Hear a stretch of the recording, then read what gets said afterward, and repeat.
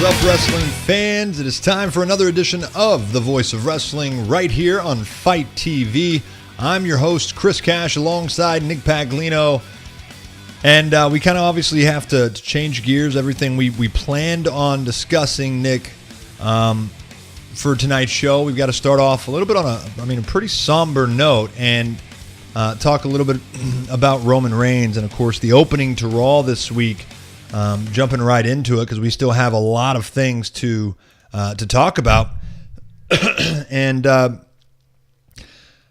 clearly, Nick, this came out of left field for everybody. Nobody expected this. Nobody saw this coming. There were no reports of health issues with Roman prior to this, correct? This is not something that did anybody even know at this point that he had battled leukemia? Was that in documentaries? I don't recall seeing it anywhere. No. Really leading up to this on Monday, the only thing that had been floating around out there is that he might have been injured because he was not at the weekend live events. So, speculation there was that maybe he was dealing with some kind of undisclosed injury, but certainly nobody had any idea of this, and it has never been, again, to the best of my knowledge, it has never been publicly acknowledged by WWE or Roman Reigns himself. This, I believe, came as an absolute shock to everyone as they were watching it live on Raw this week. My gut reaction when the promo first started, you kind of had the typical reaction to Roman Reigns that we get every week. And then, of course, immediately you heard him break kayfabe, say, my name is Joe, and I've been battling leukemia for 13 years. And because it came so far out of left field, I didn't know where it was going. I didn't know if this was a heel turn. I really didn't. Not to make light of the situation, but it really felt like maybe this was some just crazy way they were going to go and turn him heel. And then, of course, 3/4 of the way through this promo, you start realizing this is not a heel turn. This is not a storyline. This is a real thing. And maybe it became pretty clear after he said he was going to relinquish the title. But either way, the crowd turned on a dime, did what they should do, and didn't make light of it either, and realized the seriousness of it all, the how sincere he was being, and gave him the respect that he deserved. And then not only that, it felt like throughout the entire show, from Paul Heyman mentioning it, of course, to the Shield coming out at the end of that promo, Nick, they allowed it the time it needed. They allowed it to breathe. They gave Roman Reigns a true sign of respect, and a send-off, an indefinite send-off, by the way. This is because this is so serious of a disease. Yeah.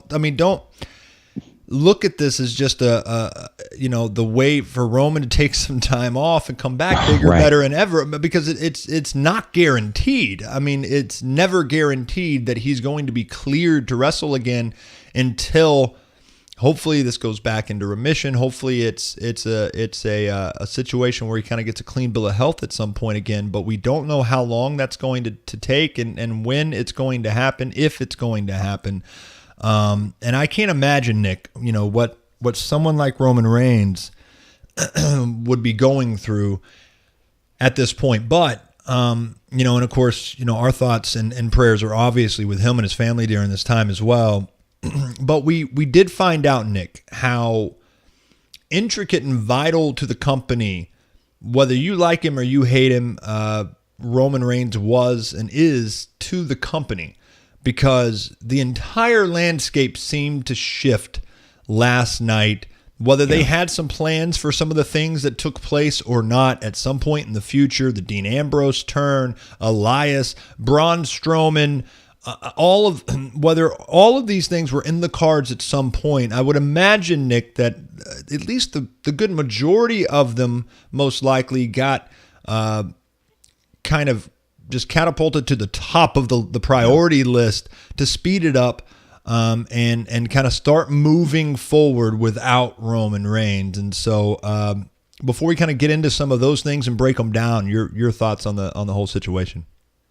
Well, I mean, it just totally echo all of the sentiments, you just expressed. And I think it was just like you said, I think wrestling fans are used to hearing, we've heard retirement speeches before. Sure. With someone like an Edge or a Page, where it's injury. It's not a matter of life and death. It's a matter of, the career being over. And that's extremely sad. But that it's the best thing for them because they'll go on and hopefully live and seem to have. And you look at a guy like Edge living a normal, healthy life now that he has ended his career. We've also seen speeches in the past where guys have relinquished titles. Finn Balor is relinquishing a title because of an injury. And so I think as wrestling fans, we're used to this idea of you're announcing time off, but you'll be back.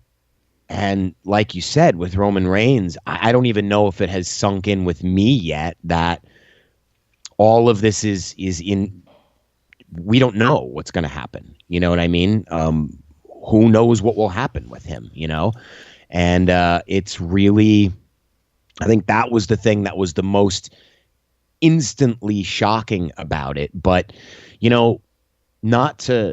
I want to try to look at a silver lining here if you can, in any situation like this. Obviously, as melancholy as it is, he, for all practical purposes, seemed to be a very, very private person. Right. No one knew this. Yeah. We don't hear a lot about his family life, his personal life, his wife or his children. So for him to come out and deal with this publicly and then say, I'm doing this because I want people to see that I'm going to defeat this thing again. And I don't know when we'll next hear from him. Is this going to be a situation where WWE is chronicling his treatment or his battle against this, or is he going to go away and we're never going to hear from him or see him again until maybe he's healthy again? I don't know, but it was extraordinarily brave for him to come out and deal with this publicly so that people can see, because he is a role model. And clearly he is a major part of this company. He's a huge star. A lot of people look up to him. And that just sends an incredible message, that here's one of your heroes who is now battling, like Michael Cole said, is now battling a real life crisis. And if he can sort of show people how you fight against that, imagine the hope he can give people who are in similar situations. And I think too, that's that the note, takeaway for me. I think that what you mentioned though, I want to kind of add to a little bit in the sense that I think from a standpoint of there is still a business aspect to that. If if you're Vince McMahon, and the fact that they made this public makes me think that it won't be surprised, which I don't think that they had a choice but to make this public. I mean, this was not something they were probably going to try and hide. It's rare, very rare situations where they're going to break kayfabe, not just for one person, but across the board. Immediately thereafter, you hear Renee talk about, hey, my husband and I, obviously talking about Dean Ambrose.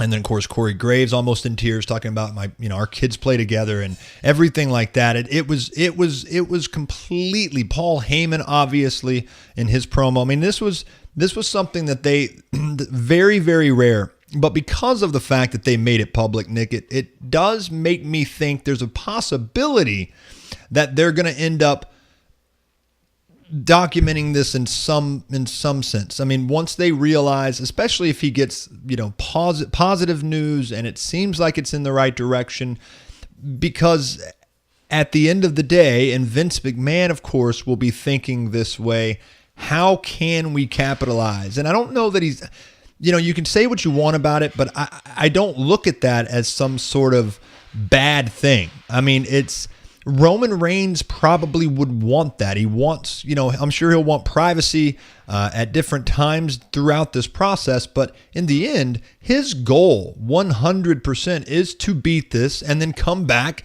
and be a bigger star than he's ever been. And I think complete absence and time away, might still accomplish that, but it depends probably on how long it's going to take for this to kind of hopefully run its course and him be able to get back into the ring and come back. But I mean, as far as some sort of chronicle of his journey throughout this, I would really be surprised, Nick, if we don't see some things between now and whatever the end date might be.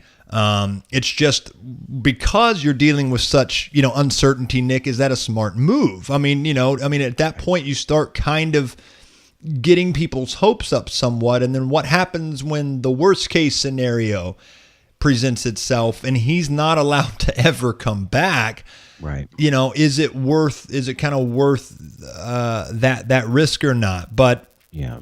Well, it's a double-edged sword because clearly, like you said, when he was first diagnosed with this, he wasn't a star. He wasn't a public figure. So it was easier to keep that, it's easy to keep that under wraps. This would not be kept under wraps. Someone would report this if he didn't come public, make it public knowledge on his own.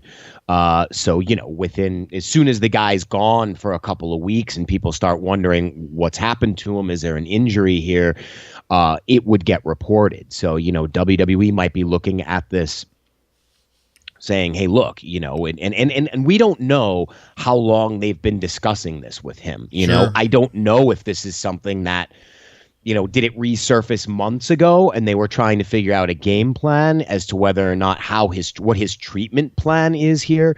There is so much unknown that, eventually I'm sure they all had to make that collective decision that they were going to publicly announce this on Raw. So given that, and then also given the nature of this disease, if you do chronicle it, he could get very sick, and you don't know physically what he's going to look like, depending on the treatment process that he goes through. True. That's a good point.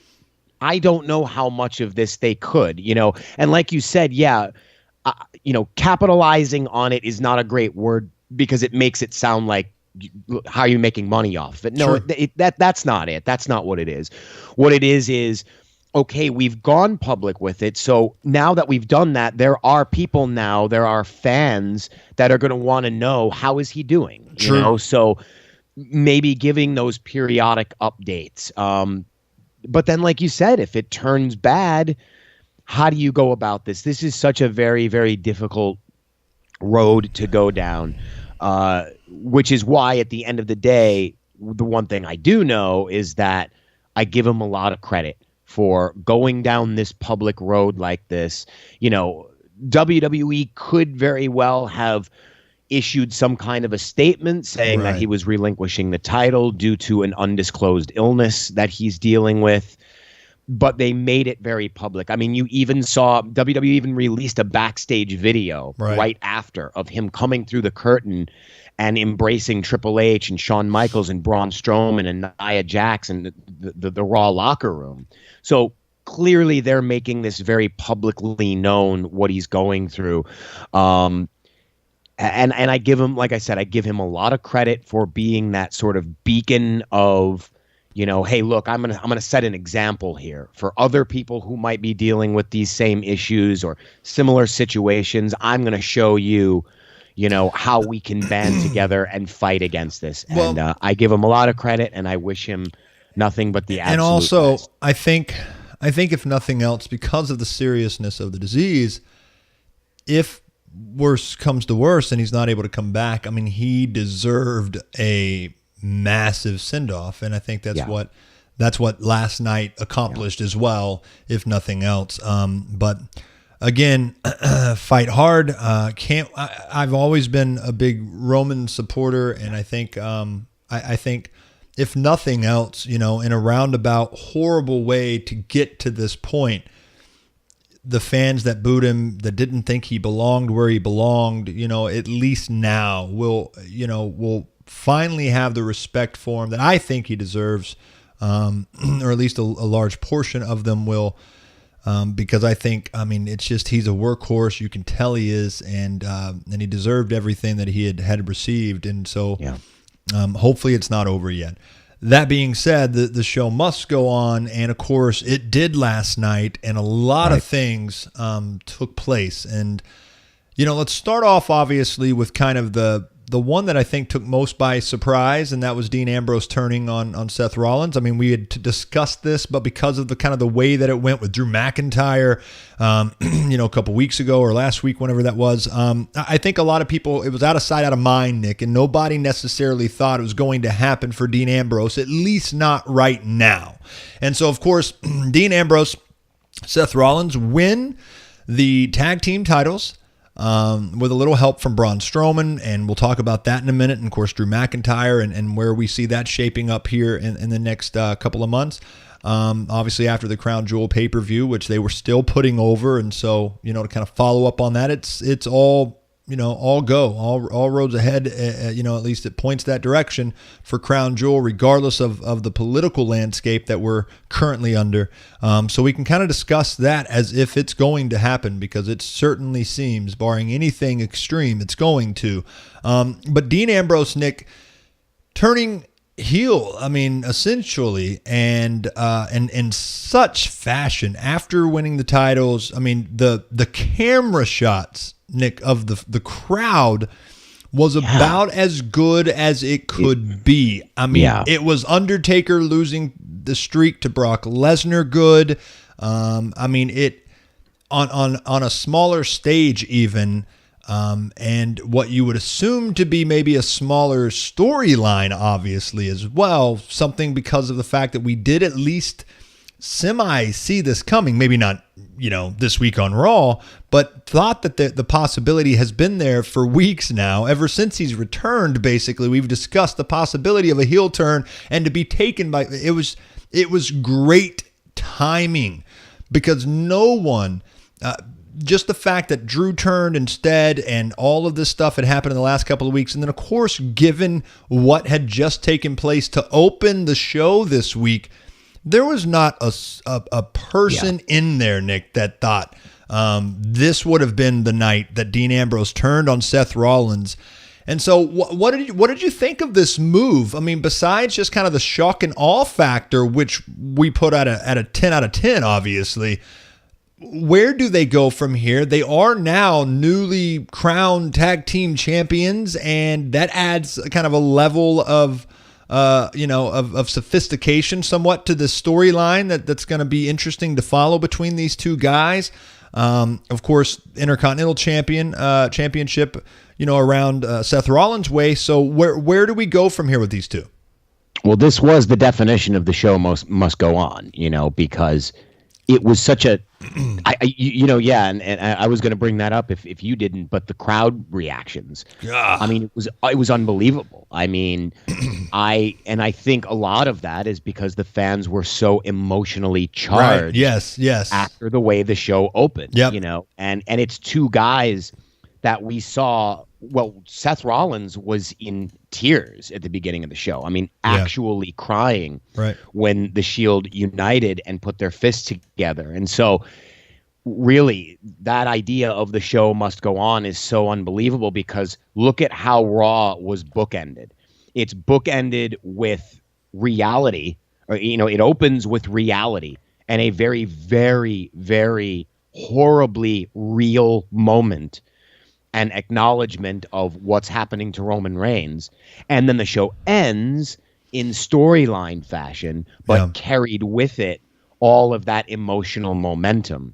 And so, it was a wonderful way to sort of cap off the night, saying the show will go on, and really, when you look at it realistically, I suppose they could continue on with Dean Ambrose and Seth Rollins as a tag team, but the Shield is effectively over as soon as Roman Reigns leaves. So, I don't know, obviously they had been planting the seeds. Really the only thing that maybe they decided to pull the trigger on, maybe, during the day on Monday or whenever they decided that Roman Reigns was going to be stepping out and taking this indefinite leave, maybe was Elias, because that Right. babyface turn just kind of sort of came out of nowhere. But everything that was going on with Braun Strowman and Drew McIntyre and Seth Rollins and Dean Ambrose, they've been hinting at that for weeks. Sure. So maybe these were things that, they did have planned to happen down the line. Maybe the Dean Ambrose turn was planned. Maybe it wasn't going to happen for another 2 months or a month. Right. And they decided to pull the trigger. But either way, I think we talked about it before when we said, would this be something that we would want to see? And yes, I think, a heel Dean Ambrose is something that we need to see now in WWE. So it's really interesting. That added layer of them having the WWE Raw tag titles is great. Are they going to defend them together? Are they going to be forced to defend them? Is one of them going to relinquish the title because they can't get along? There's really so much possibility for great storytelling there with those guys. So I think it was the best move to make at that time. And then, of course, again, a lot of these moves, you might not have liked them as a viewer. Elias turning face, whatever's happening with Braun Strowman. But again, like you said at the beginning of the show, Roman Reigns' absence leaves such a major void on Raw now that even if you didn't like it, something had to happen. And it seems very clear to me that Braun Strowman is now assuming that Roman Reigns role, and he is now the top guy on Raw. Heading into Crown Jewel, I fully expect him to win the title at that pay-per-view and sort of assume that role that he was in before, that he was sort of working his way up to before they decided to pull the heel turn. So and it needs to happen. They're going to need to fill that Roman Reigns void. And I think maybe even a guy like an Elias can also help fill that void as a top babyface. I certainly will miss the character. And I don't know how much it'll get tweaked. I don't know. Is he going to, how full on babyface is he going to go? I hope he retains some of that essence that he had before that made him so unique and funny.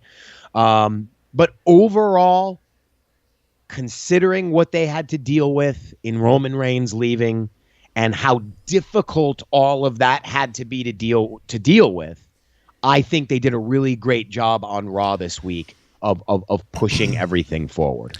And I think too, like as you mentioned, as far as kind of how emotionally charged the entire turn by Dean Ambrose was, and just the emotions in the air for the entire night, which helped for the Elias turn, and everything that kind of went down.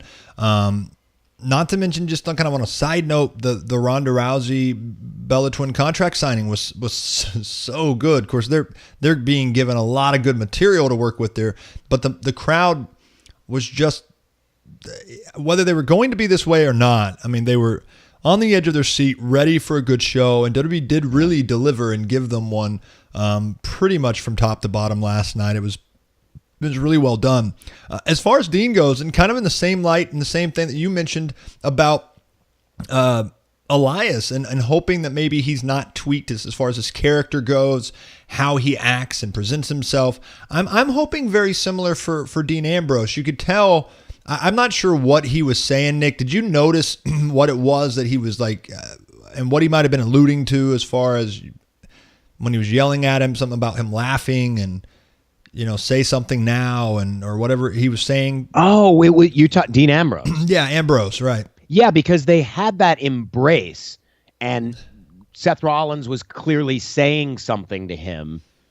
And then, when he snapped, because even when Ambrose snapped, he looked like he was torn by it. Right. No, right. And Exactly. didn't want to do it. And then said, Which I chalked up. Laugh about that now, or say, or it almost looked like at one point he mouthed something like, "Why did you say that?" No, right. Exactly. And like so I he think said something that flipped him. So, and we don't know what that is. And we don't know what it is yet, but I mean, I'm sure that'll come to the surface. But I mean, it did feel, and I chalked up him kind of looking torn by the whole situation because of obviously what had happened earlier in the night and just it being an emotional night. But I mean, there was a little bit more to it. And so I feel like because of the emotions and because I think WWE wants to be a little careful with this. I mean, I don't think Dean Ambrose is going to be that traditional heel. Not only because I don't think WWE necessarily wants it, but I also don't know that the fans will accept him as a big time heel. I mean, he'll still get cheered most likely depending on how they utilize him, because I think he's just such a unique character that is easy to like, and he just doesn't give a shit. And whether you're heel or babyface, if you're one of those type of characters that just don't really care, you buck authority, you're a loner in a sense. I mean, he's got this Brian Pillman / Austin vibe going. I mean, he really, really does. He doesn't necessarily talk like them, but he's a good talker too, and he's just crazy, and he's easy to like. And so I'm with you on the Elias front, but I'm also hoping they do not turn Dean Ambrose. I don't want them to tweak his character too much either, because I don't think it matters at this point, especially if he's going into a massive emotional feud with Seth Rollins right now. I don't think it matters who's really the babyface and who's not. I think fans can get behind both of these guys. The story makes sense given everything that's happened. It doesn't need to be some sort of cheesy, made up, over the top reason. I mean, whatever reason he gives for attacking Seth Rollins needs to be kept at a minimal, very simple, and easy to understand. And then let these guys just kind of go out there, beat the shit out of one another because it's so emotional, and then go from there. And I thought it was so well done. I mean, it was really, really, really good. And as far as Elias goes, I agree with you. I think, Nick, I mean, without a question, I really hope they don't turn him too much. Now, will he insult every, local crowd's favorite team? Probably not. I mean, but he's going to he was already getting over like $1 million as a babyface, really, until he said that one, until he made that one kind of cliche insult that he would always do to kind of turn the crowd against him. He could probably do pretty much the entire same shtick, just put him against somebody that the fans don't like, and they're going to cheer the shit out of him because he's good. Now, I think Baron Corbin is that guy right now. I think going into a feud with Baron Corbin for a little bit, I mean, is great because it is authority, and every time you have somebody going against the authority, it's going to work in your favor if you're a good entertainer, and Elias is one of the best. So I think I'm really looking for. I don't know how far they're going to take him, Nick, because they've just never really put him on such a credible level that you think he's going to the top anytime soon, at least. But I'm really looking forward as far as kind of that B level, upper to upper mid tier storyline. I think Corbin and Elias will do some really good stuff. Yeah, without a doubt. And I think it's easier. It will definitely be easier to get, I'm sure they're thinking to themselves, how are we going to get Elias over as a face?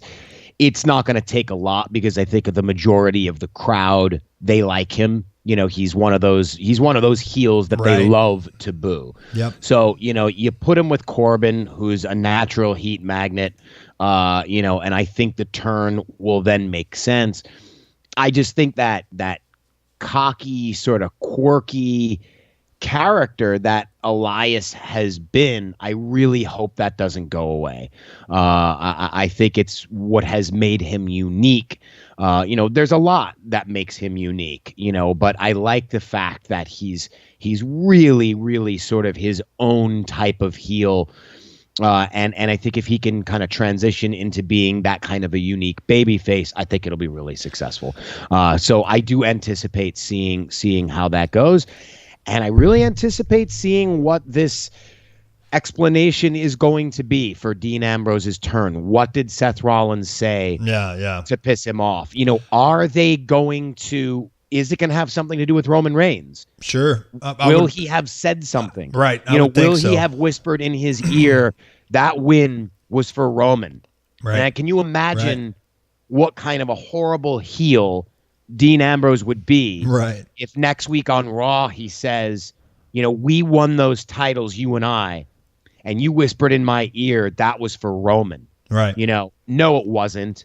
That was for me. Right. Because Roman gets all the attention. Roman gets all the spotlight. You get all the spotlight. Right. You're the Intercontinental Champion. Yeah. It's my time.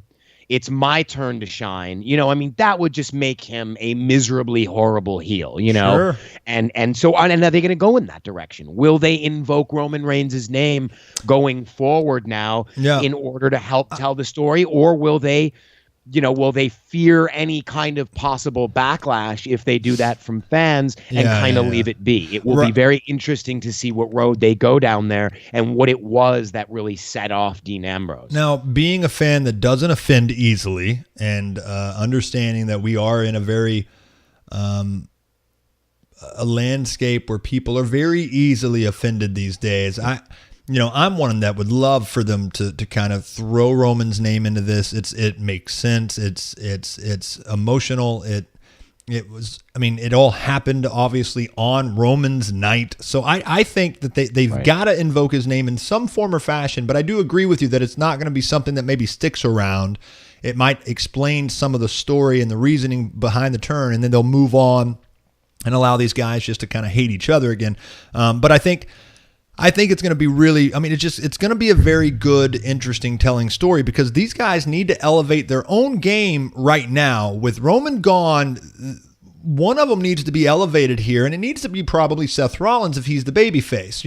Both guys need to be elevated through this storyline. It cannot come off as a B-level story. This needs to be like 1A, 1B, you've got Braun over here, and then you've got these guys. And I feel like because they're the ones on the cusp at this point.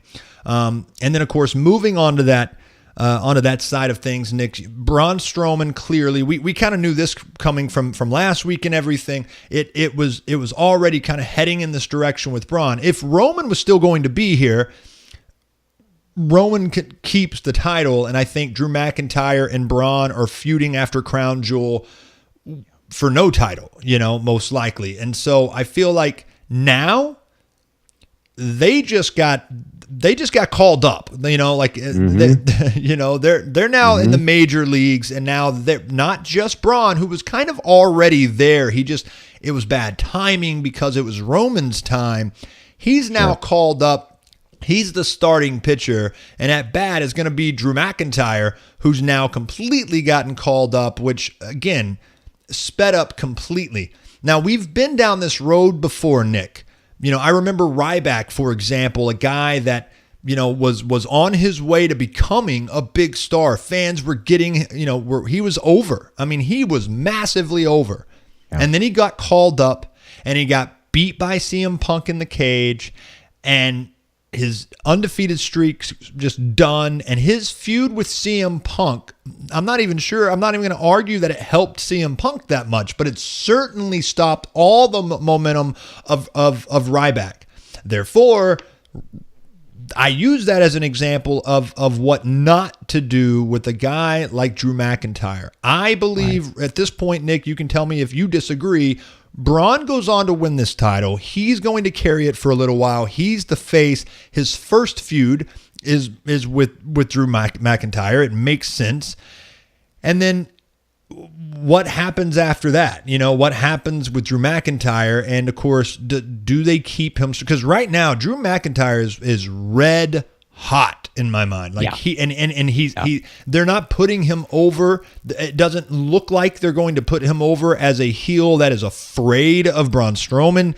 He is a badass heel, and he's good at it, and he's just got a good look. He talks good. I mean, he's got the whole package. But they're walking a tightrope here with both of these guys, but specifically Drew McIntyre, because prior to Roman's situation, Nick, Drew wasn't in line for this push, right away anyway. Right. And I think, though, unbelievably, coming out of the Roman Reigns situation, this is the best way to go. Oh, of course it is. Unbelievably, it doesn't really feel that rushed. That's true. There may be people who feel like it is, but like we said, they have sort of been going down. They've been teasing this path. That's a good point. For a while. It doesn't feel rushed. You're right. Yeah. And I still think there could potentially be the question of Brock Lesnar, as minimal as it may be. I don't know if WWE is going to go to Brock Lesnar now and say, listen, in light of Roman Reigns, would you work more? Because, wouldn't the ultimate surprise ending here be that Brock Lesnar wins at Crown Jewel and he's the champion again? And now you're setting up a situation where it's Braun Strowman, it's Drew McIntyre, and then you've got that third party in Brock Lesnar. Could it happen? I don't know. Would Brock Lesnar be the kind of guy who would step in and work more? If the price is right, maybe, he would come in and be willing to do a little bit more. Again, I don't know what his UFC training regimen is going to be like. I don't know how quickly he's going to have to start going into training for that. It may just be a situation where he can't. Let's sort of safely assume Brock Lesnar is out of the picture after Crown Jewel. Right. Listen, man, the top of your card on Raw right now is Dean Ambrose with Seth Rollins. They've got the tag titles. Seth Rollins is still the Intercontinental Champion. Right. And you've got most likely a situation where Braun Strowman is working with Drew McIntyre for the Universal title. To me, that's the way to go. Those are the four guys that need to be in that picture right now at sort of the top of the card on Raw. So it to me is the natural progression coming out of the events which transpired this week. And also looking down the road, I mean, let's kind of go down. We've just talked about Elias being a guy that they can always move up to that next level when they need to, and who I thought was a bad move on their part, allowing Finn Balor to beat him. But Bobby Lashley is over right now. I mean, this is a unique gimmick because the announcers need to get used to this. That with Leo Rush talking during a match, I mean, it really does kind of add a level of complexity that we're not used to. As far as the announcers are concerned. But I think they did a good job trying to kind of address it and look, I'm just going to talk over him and all of that. But the crowd was into it. I mean, they hate this thing. Like, they cannot stand it. And here's what's weird. And I don't know if this is, I think Bobby Lashley is such a super nice guy in real life. Like, such a super nice. And on a day like today, while we're talking about a guy like Roman Reigns, who does not deserve this fate, who does not deserve this, and just doesn't get the respect that he deserves. I look at a guy like Bobby Lashley, who, Nick, you and I have known for 15 years at this point, or 10 years at least, and have gotten to kind of know him more on that personal level. I mean, I helped with his website and his marketing and everything for a long time. He's just a genuinely nice guy, and he works his ass off at everything that he does. MMA, training, wrestling. He wants to be the best. Nick, I don't know about you, but watching him kind of for this now second week of the turn, was it second or third, but week of this kind of heel turn, I have to admit, he looked more like he looked bigger to me. He looked more like a monster. I mean, he really, really did. I thought losing to Finn Balor wasn't needed at this point, and it kind of really makes me wonder, and I'm really concerned about how serious WWE is taking this. Well, to interrupt there, reports as of coming out of Raw were that Bobby Lashley is dealing with some kind of an injury right now. Okay. I don't think it's not said to be very major. It may or may not be something that will sideline him. So I think the feeling coming out of Raw is that they gave Finn Balor that win on the off chance that Bobby Lashley does need to take a little bit of time off. Makes sense then. Even if he does take time off, I don't think it's expected to be a significant amount of time. And this might just be something Lashley can work through. So I think that explains the surprising loss to Finn Balor on Raw this week. No, it does. 100%. I have loved the Lio Rush pairing since it happened. I'm a little concerned though that with this gimmick of him on the mic during matches, I think a lot of it is taking the focus off of Bobby Lashley. And one of the things that they're sort of reducing this down to now is the Lashley. Right. It's so unbelievably annoying, and they know that. Sometimes I'm not a fan of things that are cheaply annoying. Sure. It's such a simple thing to do, To me, that's not very creative. I can get on a mic and I can chant the same thing over and over and over again, and it's going to just annoy the hell out of people, Also, I find that I'm somewhat tuning out of the matches because, I don't want to hear. I mean, I'm getting close to muting the TV because it makes what Corey Graves called it, nails down a chalkboard. Sure. Listening to that Lashley chant that he does is really difficult to hear. And I'm just wondering, to a certain extent, I don't know, maybe I'm the only one. I don't know how you feel about it, but it is, for a guy who is so physically impressive in Bobby Lashley and is so capable of having an exciting match every time he gets in the ring, I don't know why you would want to potentially take the focus off of that and really put the focus on how annoying it is that this guy's doing this and how much I really don't want to listen to it. I don't know that I have such a problem with him maybe inserting some comments every once in a while during the match, but it's like just the overall tone and obnoxiousness that's really kind of difficult to listen to. I think it's going to take. I mean, look, it's got to mature. That's the first thing. It's got to have some time to kind of find, hey, is this going to work? Is it going to get over? I mean, right now it is immediately made Bobby Lashley at least semi-relevant again, which is the best thing for him, and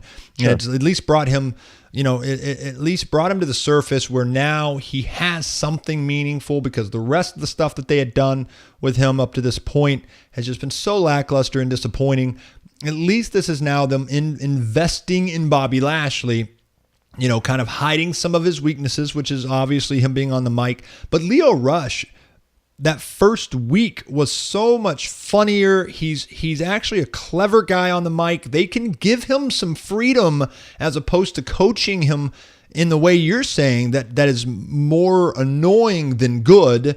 Obviously, it's annoying, for a point, like it's supposed to be. But there is a way. There is a way. But there is a way to get around that and obviously start maturing it to something that is, again, going to actually get him over. People need to care about the matches first and foremost, Nick. And if I doubt you are alone in the sense that if you're already kind of tuning out of the matches because of this pairing, then unfortunately it's really having the opposite effect of what it should, because he needs to be a guy that can eventually, after Drew, after Brock, whatever might happen, he can step up immediately and be a challenger to Braun Strowman, a legitimate, viable, credible challenger. And if you're not invested in this Bobby Lashley, Lio Rush thing by then it's just all gonna kind of fall on deaf ears. It's not gonna mean anything down the road. Bobby, they've got to find a way to make this more credible and more mature, as opposed to it just being a way to draw some cheap heat, which is what it is right now. And it worked, and that's okay,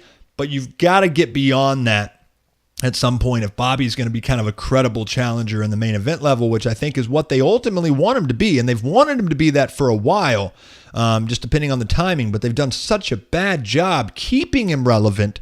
Now they at least have started something that could have some legs. I just think that they're going to have to find ways to add to it and not keep it so one-dimensional, because I agree with you, Nick, that's going to end up kind of stalling this thing before it really ever gets going. And also, before we kind of move on to a couple other stories of the week that we wanted to get into, Nick, Ronda Rousey is starting to, I mean, look, I also want to give Bella, the Bella twins, some of their, some major credit for this, Nick. I think like Ronda's in her zone right now. Her promo on Raw this week was phenomenal. Last week she did great.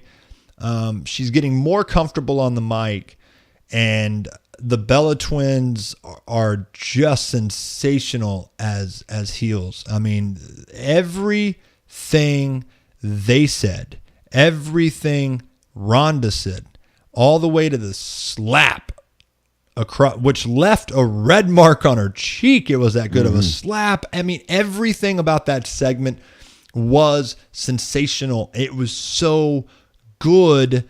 And as much as I think, Ronda's finally coming into her own, Nick, I think the Bella twins have put her there quicker than maybe some of these other women have been able to do, even in Alexa Bliss, who's great on the mic as well. This is kind of more of a personal story, and it's working, in my opinion. Without a doubt, and I'm really glad that WWE didn't sort of force the Bella twins into the babyface box, right, which they've done so often with guys and talents that, maybe you feel are more of a natural heel fit. A lot of times they've allowed Randy Orton to be a babyface for just way too long. Some people were even arguing Roman Reigns should have gone heel a long time ago, when they're sort of dead set on, no, we're presenting this character in a certain way. I'm really glad that so quickly after the Bella twins returned, WWE realized how great they work as heels. And with the two of them there, it's an interesting dichotomy. I certainly do not believe that Ronda Rousey should be losing the title to Nikki Bella. I think that is one title loss that I think WWE has to be extremely careful about, because Ronda Rousey is, if you're going to give her the title as quickly as they did, and they already went ahead and executed that relatively quickly after she debuted with the company, you have to now build her up as that absolutely unstoppable champion so that the correct star can take her out.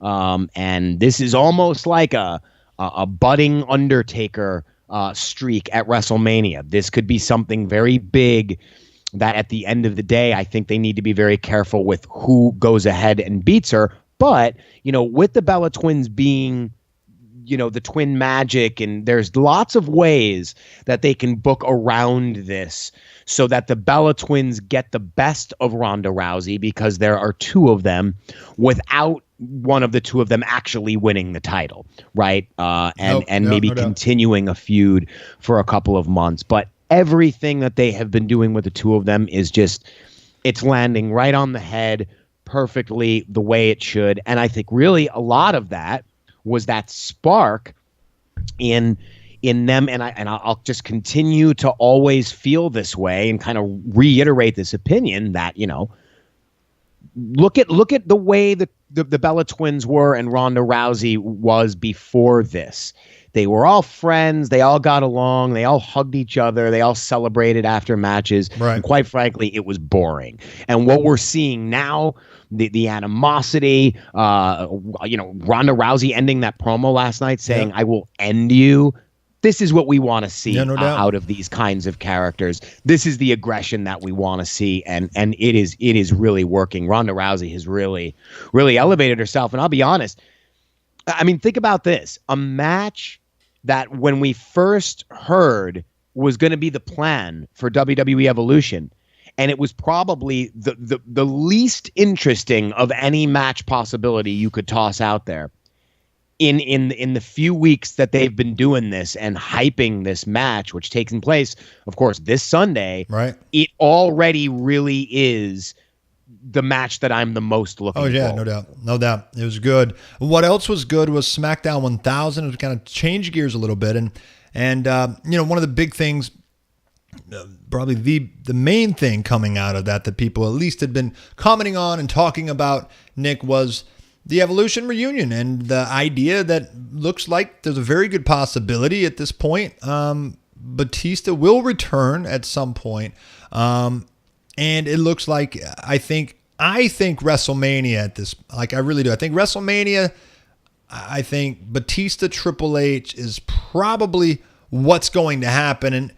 And we had heard the reports, Nick, about Batista wanting to come back specifically to work with Triple H. Like he was very, very adamant about who he wanted to work with and why even maybe. I mean, I'm not sure what explanation he's giving, but for whatever reason, his returns haven't really hit the spot the way that I think WWE wanted, or obviously him. And a lot of that was big hoopla and the situation surrounding Daniel Bryan and the fans thinking it was his time, and of course WWE wanting it to be Batista's time. And it makes and that part was just kind of out of his control, because I think in any other given, in any other situations, I think Batista could be a pretty good baby face as far as one that kind of, he's not The Rock, but he could be a guy that comes back and gets over, for a handful of matches before he just becomes another guy there that's taking a spot from someone. But unfortunately, that's not how it went the last time around. And yet he comes out, cuts a pretty damn good promo for Batista anyway. And then, of course, at the very end, kind of calls out Triple H, and it looks like it's setting up the two of them. I would imagine timing wise, it probably happens at WrestleMania. But Nick, all in all, it was good. And I guess the kind of the question that I have for you at this point is, it's just, we continue to kind of get these things, Shawn Michaels coming out of retirement to work against guys that don't have a future in WWE. Batista's wanting to come back and work against the COO. I mean, it's like that doesn't really have a future on WWE programming, at least not full time, and damn sure not regularly. So it's just, are we going to continue looking forward to these, Nick? I mean, because personally, I'm not. I think it's a bad decision. I think it's selfish in a lot of ways for Batista to dictate or demand, I want to work with my friend, as opposed to doing what's right by the company. I don't understand that philosophy at this point, and maybe you can explain to me why it shouldn't matter and why we should be happy with Triple H and Batista potentially at WrestleMania. Well, I think the way they're going to look at it is, this is a dream match. It's a match we've never seen before. It's WWE certainly does not have a problem with giving you the Undertaker, Shawn Michaels, the Triple H versus John Cena, and I think they probably believe in their minds that Batista versus Triple H is something that the fans will want to see. Now, yeah. I think the important thing to remember with a guy like a Batista is that, unlike someone like Triple H or The Undertaker or Shawn Michaels, Batista has a whole other career that he's pursuing right now. I don't want to say Triple H, Shawn Michaels, and The Undertaker have nothing else to do, because they're obviously very busy people, but this is their career. This is what they do, right? They're in WWE. Batista has said that he wants to come back and he wants to do another full final run. But, we've heard wrestlers talk about, namely The Rock and John Cena. We've heard them say in the past, WWE will always be my home. I'll never leave WWE. And look what happened with The Rock. And now look what's happening with John Cena. And, and I get John Cena saying, look, I'm 41 years old. My days as a full-time superstar are probably numbered. Even if I wanted to, even if I didn't have a movie career or something else going on, I probably just couldn't do this at the rate that I have been doing it for so long. I just can't do that anymore, But, the reality is they are pursuing other projects in Hollywood. And so Here's a guy like Dave Bautista who says, I do want to come back. But I think WWE is probably always torn because they have to figure, all right, so let's say we want to set something up, a big matchup, but all of a sudden Batista gets some giant, tremendous movie offer. You know, he's offered another Marvel movie or something along those lines. And now he takes it and he can't do the full-time return. You know, where do you really put him? You know, and I think at this point, like you said, even though he said he wants a full-time return, I don't know how long that would have been. Did he mean it to be, he wants that final run? Is that a year? Is that 2 years? Is it 6 months? You know, if it's short-term and it's between now and WrestleMania, I think he could probably knock it out. Yes, I agree with you that it would probably do someone else a better service if it was Batista working with maybe a younger guy. But Batista's been out of the storylines in WWE for so long now that I feel like, you know, if he comes back, and remember, it was under the confines of the Evolution reunion. If he comes back, you can involve Ric Flair, you can involve Randy Orton, and true. I think you could build a very interesting. I mean, look, no one was interested in Shawn Michaels and The Undertaker. They've done a pretty damn good job of making me interested in seeing DX versus the Brothers of Destruction, or potentially even Shawn Michaels versus The Undertaker one more time. It may not be the match we want to see, or, you know, but hey, for what it is, they're doing a good job. I think WWE could definitely build interest in Batista versus Triple H. It certainly was a great moment seeing Batista tease that match, saying, you know, right, you've beaten everyone except for me. It was cool seeing Ric Flair and Randy Orton there saying, what the hell's going on here? So I think involving all of those guys, you could put together an interesting storyline. It wouldn't require both of them to be there all the time. It wouldn't require Batista to be there all the time. If something does happen and he gets another movie and he has to, he has to work around his shooting schedule or his Hollywood schedule. So yes. Is it the great way to go? Is it the perfect way to go? No, but I do think, Chris, to a certain extent, we have to accept that this is what I think WWE thinks these classic matchups, these veteran matchups are dream matches that people want to see. And I think to a certain extent, there is an audience there that wants to see it. It may not be the majority of people, but there is an audience there that wants to see it. Before we start wrapping up, we do want to talk a little Evolution and kind of what we expect out of that. But there is another story going around, and we might have to get into some of these things. There's a couple of stories going around. We might have to get into some of these things next week. But one of them was a new report, Nick, that came out as far as the Fox kind of executives basically saying that they want to see something different, but I mean specifically as far as Smackdown is concerned, when they move over, because they're kind of going into this sports block of sorts, from Thursday to Sunday or Thursday to Saturday, or it's like a 3-day, 4-day block of sports that Fox is putting, kind of inserting WWE Smackdown into.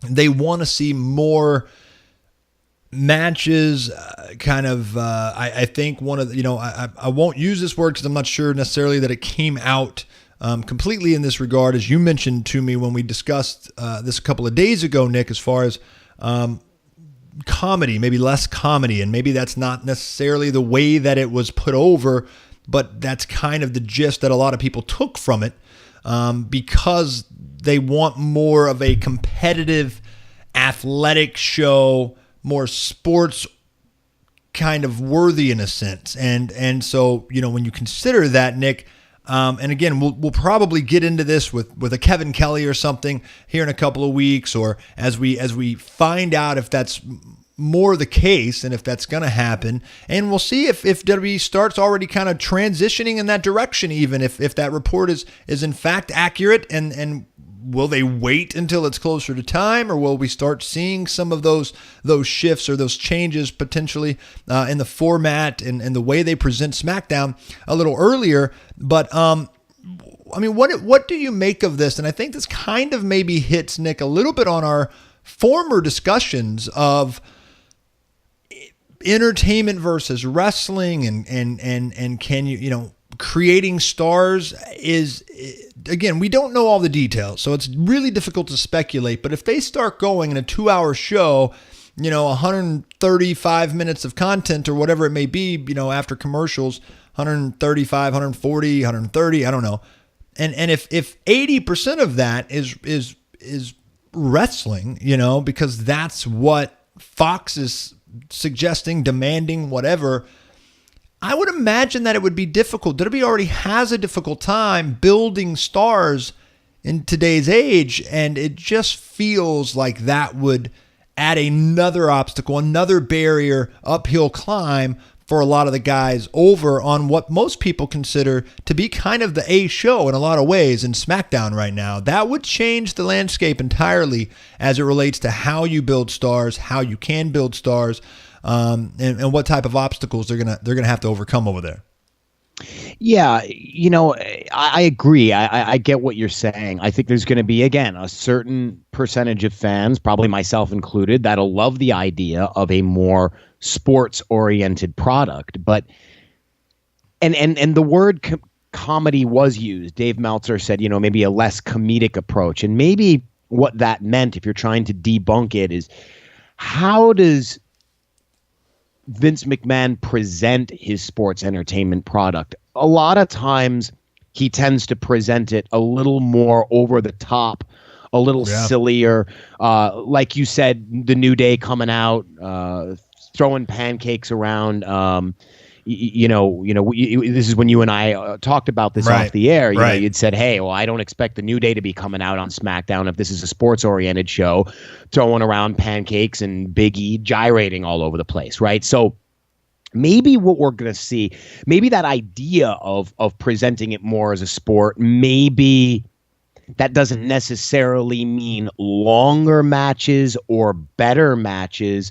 Maybe what that really means is just a more serious approach to the show. Sure, which I'll be down Maybe for. The idea is you're going to have less segments where you've got the B team and people like the New Day coming out and goofing around and cutting comedy promos. Right. Maybe what you're going to see is Paige coming out and announcing a tournament that's kicking off. Maybe maybe WWE will bring back the television title. Sure. Which is, that would be there's an idea right off the bat. You want to present a more serious approach. Maybe some of the angles and storylines are going to be centered more around titles and title matches, as opposed to, maybe you won't see so many personal feuds. Maybe the idea of an AJ Styles versus Samoa Joe, and the way we've been given that, which is a very personal, you've got Samoa Joe going to his house. Right. Maybe you'll see less stories like that, and the feuds will be rooted more in competition as opposed to storytelling. Now, the two drawbacks I see there, number one is, like you said, creating superstars. Right. The promos and the characters have to be there. I think in-ring wrestling, a great wrestling match, can only get you so far with the WWE audience. Remember, we're not talking about a Ring of Honor audience or a New Japan audience or an audience where they may be more accustomed to the matches, the 45-minute 2 out of 3 falls match, something like that gets a superstar over bigger because of the in-ring wrestling. We're talking about the WWE audience. That's a little more used to and trained in seeing the characters and the promos. So I don't think that they can relinquish that too much. And the second thing would be, Chris, they're talking about this 4-day sports block, which would essentially be inserting SmackDown into the Friday night time slot, which we know is going to happen. So the night before would be Thursday night football, Saturday would be college football, Sunday would be the NFL. Well, what do you do during the off season? Suddenly that sports block doesn't exist anymore. Right. So that Thursday, Saturday, and Sunday programming's gone. And you have a significant portion of the year where SmackDown's still running live on Friday nights. So is that going to continue being your big sports show? Maybe Fox will counter program. Maybe after the NFL season, maybe they'll shift things around and introduce more sports programming on a Thursday night or something to kind of fill that gap. Right. I don't necessarily know what that would be right now, but I just don't know to what extent the show has to be, how much it has to change, because, and we said this when we were talking off the air too. If you're not a professional wrestling fan and you now know that, okay, SmackDown is being presented more as a sports show, is that going to entice you to watch this more? I don't necessarily think it will. Now, that might not be the goal for WWE to get those viewers up, but don't you think Fox is thinking about that? Don't you think Fox and NBC Universal, for that matter, are noting the serious trend in viewership drops for WWE programming right now? And maybe part of their thinking is, if we market SmackDown as more of a sports type show, maybe that'll bring in some of those viewers that WWE has been consistently losing over the past couple of years. Yeah, no, I agree with you. And I don't know what Fox executives would think about what could help wrestling. I do think, though, like I already kind of considered, Nick, I always looked at SmackDown, with few exceptions, like the New Day. I mean, obviously they're an exception, but I've always kind of considered SmackDown to be the more serious show in a lot of ways. And I feel like that doesn't need to change, but I'm with you. I think, that the suggestion or the idea of bringing back the TV title, rankings, it wouldn't surprise where they're ranking wrestlers as far as kind of number one contenders, and things like that, showing more of a kind of conventional sports competitive, right? Like maybe Daniel Bryan is the number 4 ranked heavyweight, right? Exactly, on SmackDown, and you're following more of a chain as to who gets title shots. No, right, and so I feel like that. I think they've kind of done that in the past. I remember Kurt. Maybe it seemed like it was Kurt Angle. Maybe I don't know. I don't know why I felt like it was Kurt Angle. Maybe he was on SmackDown or something. But I remember SmackDown seemed like they did something along those lines. Yeah, they did that. They did that top 10 thing. Yeah, right. Very briefly, and it went away after like maybe 1 or 2 weeks. Right. So where they ranked the top 10 wrestlers. Yeah. On so the show. Maybe that's something that they could do. Other wrestling shows have done that pretty effectively in the past, and that kind of makes it a little more credible in terms of the competition side of it, as far as knowing who your number one contenders are, and if number 5 beats number 4, they kind of take their spot. And I mean, kind of the UFC approach, and I wouldn't be surprised about that. And then as I think you mentioned, I don't know if you've said it on this show, but I know you said it off the air, and the idea of announcing matches more in advance. I mean, that's, big time title matches, announcing them in advance. So, but at the end of the show, you get kind of what more of a traditional heavyweight bout, or whatever the title may be. You've got the ring announcer, you got them on each side. Obviously, you're announcing each competitor in the ring, holding up the title, the whole 9 yards. Just little things like that. I don't think SmackDown. Remember. Yeah. It's good that you brought that up. That's important because, part of this idea of SmackDown maybe changing its focus a little bit. The report noted that there is expected to be heavy cross promotion amongst the different shows on Fox. So, seeing, who calls Thursday Night Football, I think it's like Tony Romo, and, maybe even seeing a guy like Tony Romo saying, oh, okay, when we come back from commercial break during an NFL game, we're going to be joined by, SmackDown lead announcer Corey Graves or Tom Phillips or something like that, or SmackDown star Daniel Bryan, and they might even do a cross-promotional few minutes during a football game where Romo says something like, so Daniel Bryan, you got a big title match or a big number one contender match on SmackDown this week. Talk to us a little bit about that match and how you feeling heading into it, and make sure you tune into SmackDown Friday night. So there could be some very heavy cross promotion that's going on here, and maybe the report was suggesting that it would be easier for Fox announcers to be putting over the sports aspect of SmackDown, which is the matches, which is the title matches, the combat aspect of it, and not so much the storyline aspect of it. Not talking about tune in on Friday Friday to see whether or not Samoa Joe is going to go to AJ Styles' house. That doesn't fit the sports mold as much as building the combat aspect of it. So I would definitely predict, we'll get maybe 2, even 3 big matches announced ahead of time before every SmackDown, so they can really promote the wrestling aspect of the show. It's going to be interesting to see what really comes up from that. I mean, obviously, as we get closer to time, you'll start seeing those shifts, and of course, they're going to go all out for the transition over to the network, and so they might start making some of those changes now. Obviously, the draft will be a good time if they're going to do one this next year, where they can move some people around, kind of set up for some program changes if that's what they're going to do as they head into late next year and make that change. And so I feel like it's going to be interesting to see, if we can kind of get some signs early, Nick, that stuff was true.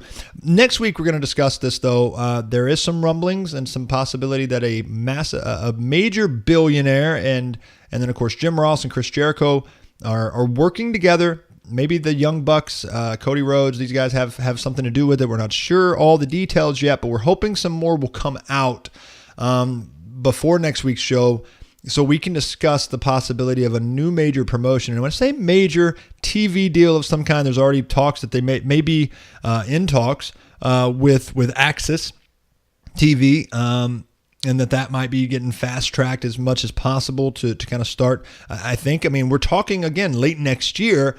That was kind of the timetable given in this particular report about this new promotion or potential promotion as when they might actually try to debut. Of course, it's never surprising if things get delayed, and something of this magnitude could certainly take a little while to get off the ground. But either way, we'll discuss that and what it means and what the possibilities of it actually being any type of viable competition or legitimate competition to WWE or however we want to take that conversation next week. But it was very interesting, and it seems like there's a little bit of merit and credibility to the story, and so we'll jump into that next week. However, real quick before we get out of here, Nick, I mean, Evolution, we don't have to necessarily run down the entire card, but what are you looking forward to this Sunday, first ever all women's pay-per-view? And what are you expecting to kind of come out of it, their end and the aftermath, if there is to be some? It's interesting because as much as WWE has been promoting this and hyping it, there really only seems to be a lot of hype surrounding a select few matches. Right. Obviously Trish Stratus and Lita teaming up to face Alexa Bliss and Mickie James. That's been given a lot of TV time. Becky Lynch versus Charlotte, Ronda Rousey versus Nikki Bella. Aside from that, there really hasn't been a lot of promotion surrounding any of the other matches. You have Kairi Sane taking on Shayna Baszler. Of course, you have the finals of the Mae Young Classic happening. You have a 6-woman tag team match that was just announced involving Natalia, Sasha Banks, and Bayley taking on the Riot Squad. You have this Battle Royal match that sort of came out of nowhere. We do know that the NXT UK women's title is going to be on the line. So there are a lot of matches that I think we've known about. We know they're going to be there, but they really haven't given significant amount of hype to those matches. So for me, what I'm really looking forward to here is, they've been talking about it for a long time. Triple H just did an interview recently where he said, listen, intergender matches don't even need to take place in WWE because the women don't need the men.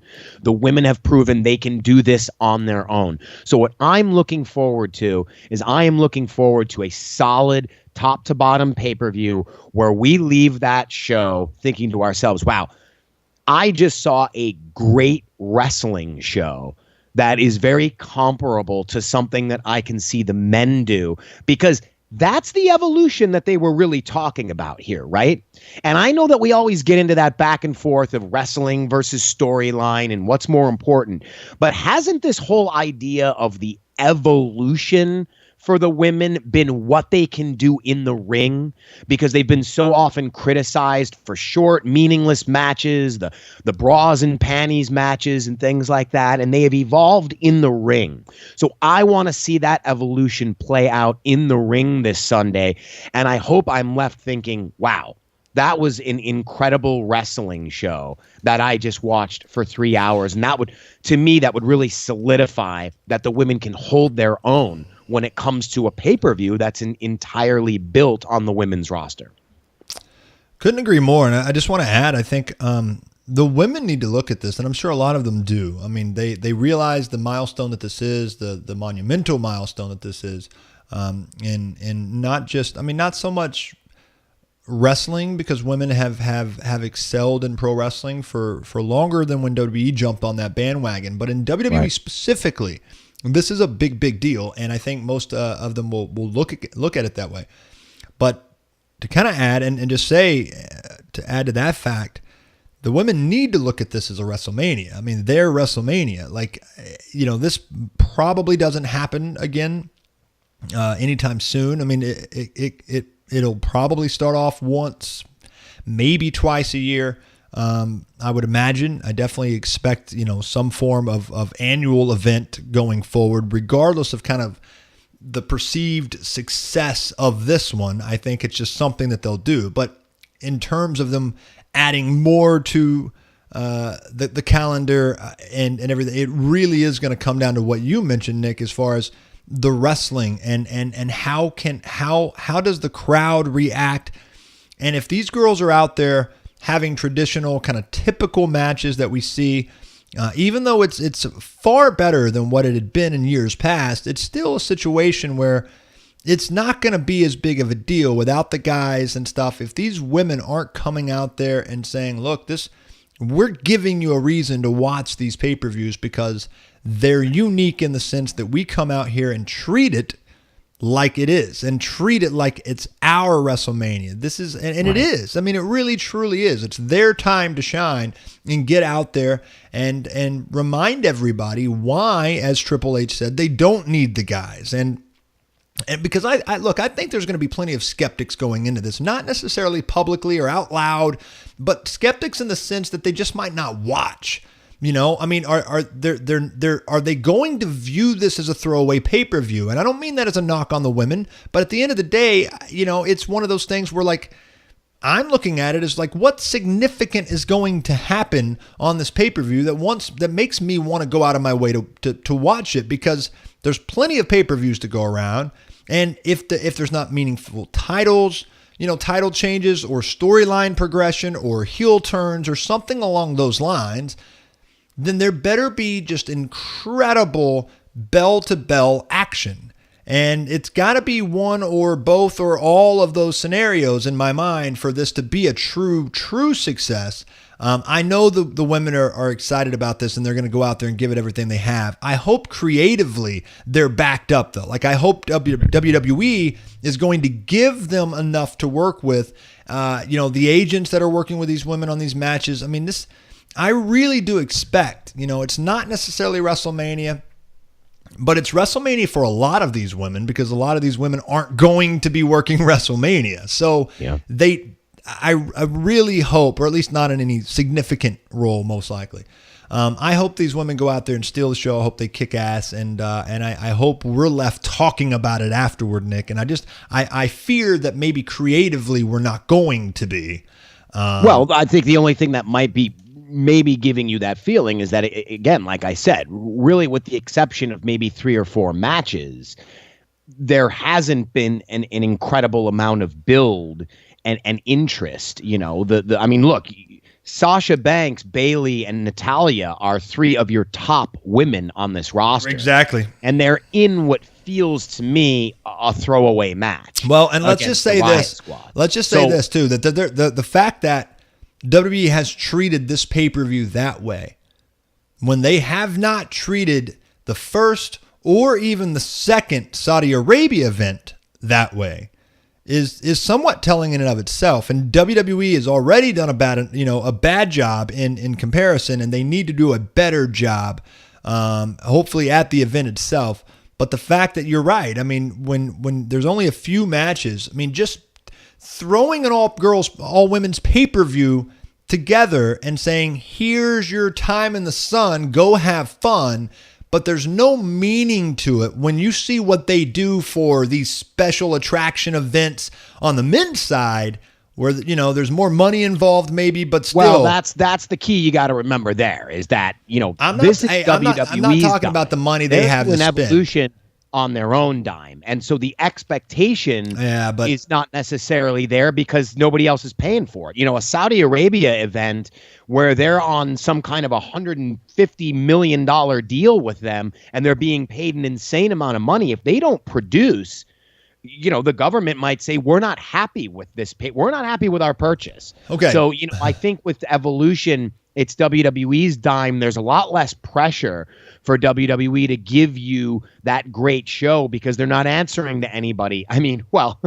they're answering to the fans, which should be enough. I know, that's my point. It's not necessary, but in their minds, it's not going to be enough as it compares to a show like a Saudi Arabia. And I get that. And I mean, and I would say in comparison to like non-Saudi Arabia events, there's a lot of pay-per-views that include men that come up and come and go, that are throwaway pay-per-views that don't have top to bottom meaning.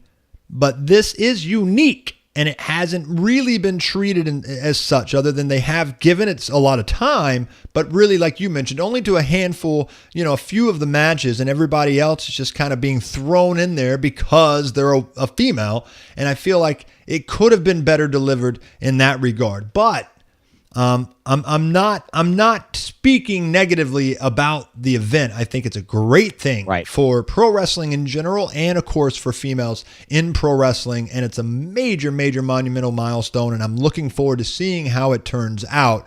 I agree. I hope that even if creatively WWE wasn't going to end up giving us something to talk about next week, I hope these women come out there and make us talk about the craziness we saw the night, you know, or just a few days before, or whatever the case may be, because they went out there and gave it everything they had and left it all on the line. And I really have no doubt that they're going to at least attempt to do that. And so it's going to be exciting to see how that goes down. But guys, that's going to do it for us this week. A lot to discuss, obviously, coming out of Raw.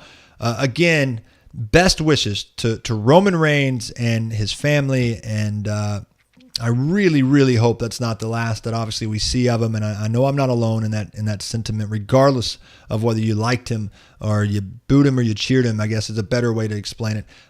Either way, it's gonna be really interesting to see how WWE progresses without their top star. And who gets to kind of be the benefactor of all of that. And then, of course, it'll be interesting to follow the progression of Roman Reigns, and hopefully he comes out the other side as big and healthy and as strong as ever. Guys, that's Nick Paglino. I'm Chris Cash. This is the Voice of Wrestling. We will see you next week.